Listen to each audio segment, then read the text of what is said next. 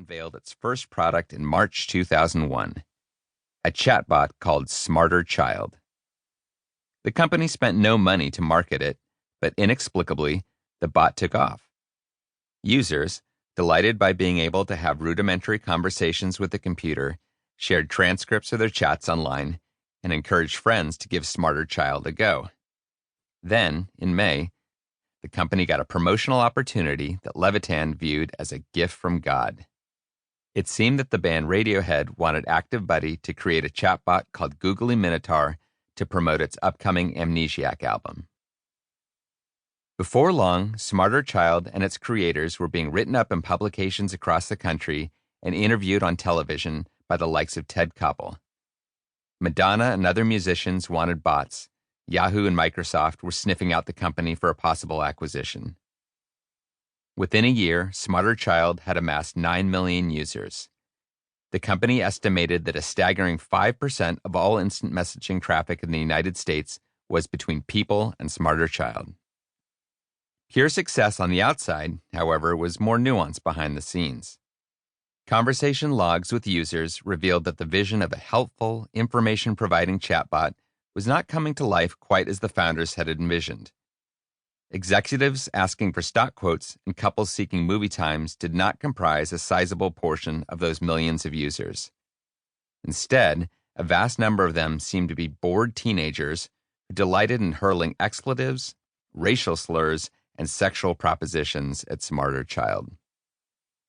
This was a profound disappointment, but the logs also showed a pattern that validated the founders' grandest dreams for what conversational computers could ultimately become. Amid the seas of puerility, there were islands of genuine, thoughtful discussion. Or, at least, attempts at them. People wanted to talk about their hobbies and favorite bands. They were confessing things. They were lonely and just wanted to chat with Smarter Child, and sometimes did so for hours. Hoffer was intrigued. Science fiction teemed with portrayals of AIs gone bad. Frankenstein, HAL, the Terminator. But rosier scenarios resonated more with him. He especially loved the 1999 movie Bicentennial Man, in which Robin Williams plays a sensitive, intelligent android who wants to become human. If people really wanted to talk to Smarter Child, then Hoffer figured that he should make it his mission to enable that. From the very beginning, he later recalled, we always had this notion of having your best friend on the internet.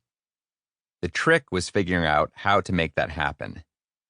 Retrieving factual tidbits, phone numbers, sports scores, from digital databases and regurgitating them was not enough to make Smarter Child a personable friend.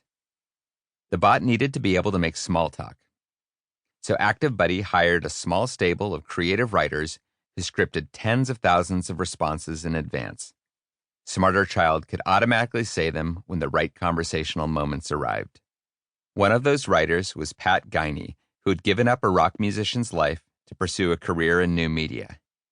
He curated a consistent personality for Smarter Child, transforming dry, pro forma responses into juicier ones. He gave the bot a sense of humor, his own sardonic one, which came through so clearly that colleagues would joke that when you chatted with Smarter Child, you were essentially chatting with Guiney. He and the other writers also built out the bot's stores of knowledge so it could have at least a few intelligent things to say about any topic that was popular with users, whether that was baseball or reality TV.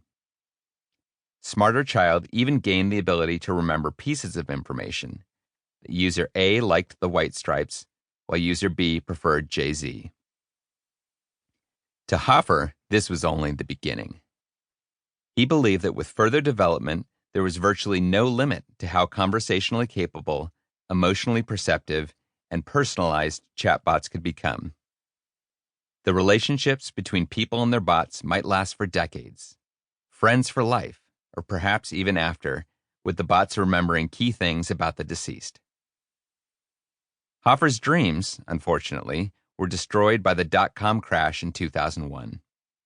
The investors who had put up $4 million weren't thinking about life years into the future. They wanted to know how the company was going to make money right away.